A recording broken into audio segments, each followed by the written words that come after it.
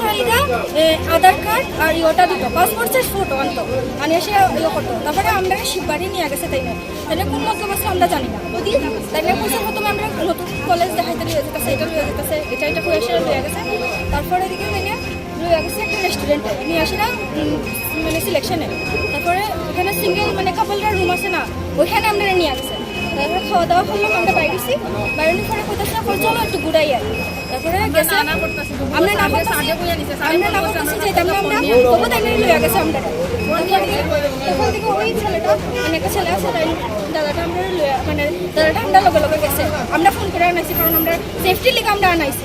তারপরে নিচে গেছে আমরা লগে, তারপরে হ্যাঁ অনেক কিছু করতে পারছে না আমরা।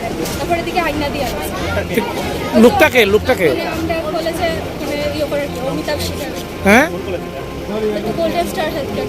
কি নাম করলেন লোকটা? অমিতাভ শিকার। মানে উনি কি করে? মানে এখানে আমরা পড়াই। কোন জায়গায়? কোন জায়গায়?